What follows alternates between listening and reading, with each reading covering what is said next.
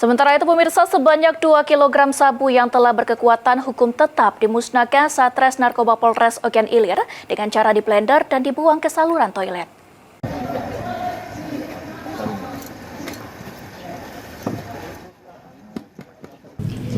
Inilah 2 kg narkoba jenis sabu yang dimusnahkan oleh Satres Narkoba Polres Ogan Ilir.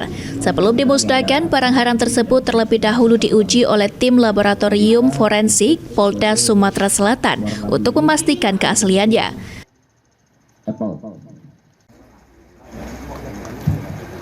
Pemusnahan barang bukti ini turut disaksikan oleh perwakilan dari Kejaksaan Negeri Ogan Ilir, Pengadilan Negeri Kayu Agung Oki, serta pemerintah Kabupaten Ogan Ilir.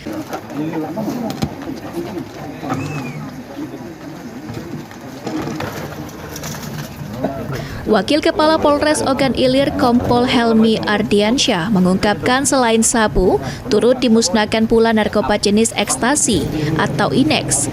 Seluruh barang bukti yang dimusnahkan ini telah memiliki kekuatan hukum tetap atau ingkrah dengan kasus yang terdata dari Januari hingga Juni 2025.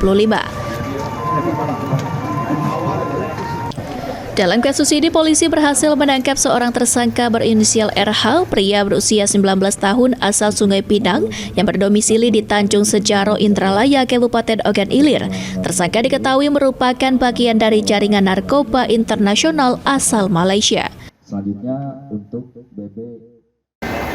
Yang pertama dalam rangka Polri yang ke-79, kita merangkum semua dari bulan Januari sampai bulan Juni akhir tanggal 30 merekap tangkapan tersangka narkoba dan juga barang bukti di hampir keseluruhan total 2 kilo lebih, termasuk ekstasi juga kita musnahkan. Bulan Januari sampai Juni.